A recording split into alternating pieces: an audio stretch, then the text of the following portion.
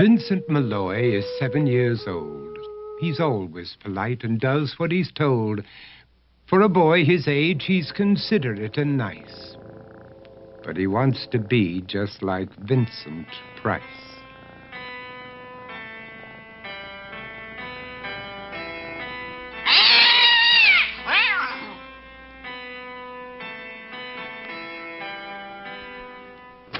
He doesn't mind living with his sister, dog, and cats, though he'd rather share a home with spiders and bats.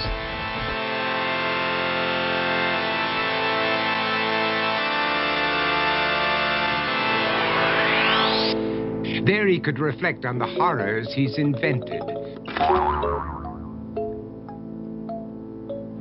and wander dark hallways alone and tormented.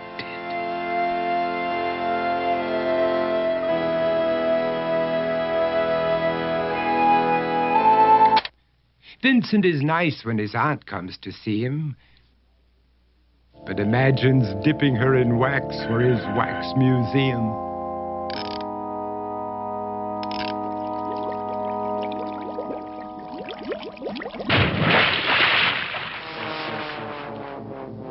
He likes to experiment on his dog, Abercrombie, in the hopes of creating a horrible zombie. So he and his horrible zombie dog could go searching for victims in the London fog.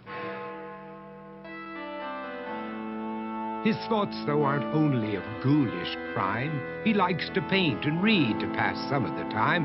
While other kids read books like Go, Jane, Go, Vincent's favorite author is Edgar Allan Poe.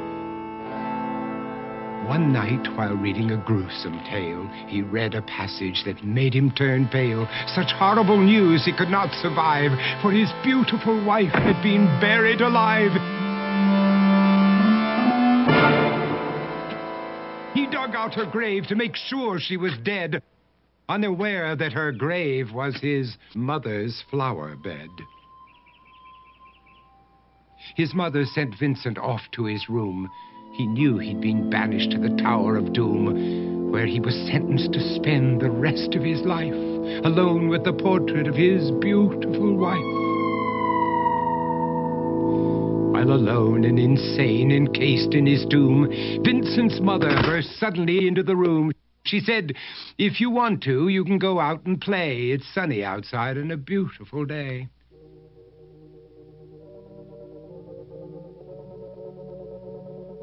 Vincent tried to talk, but he just couldn't speak. The years of isolation had made him quite weak. So he took out some paper and scrawled with a pen, "I am possessed by this house and can never leave it again." His mother said, "You're not possessed and you're not almost dead. These games that you play are all in your head. You're not Vincent Price, you're Vincent Malloy. You're not tormented or insane, you're just a young boy. You're 7 years old and you are my son. I want you to get outside and have some real fun." Her anger now spent, she walked out through the hall. And while Vincent backed slowly against the wall, the room started to sway, to shiver and creak. His horrid insanity had reached its peak. He saw Abercrombie, his zombie slave, and heard his wife call from beyond the grave. She spoke from her coffin and made ghoulish demands, while through cracking walls reached skeleton hands. Every horror in his life that had crept through his dreams swept his mad laughter to terrified screams. To escape the madness, he reached for the door, but fell limp and lifeless down on the floor. His voice was soft and very slow as he quoted The Raven from Edgar Allan Poe.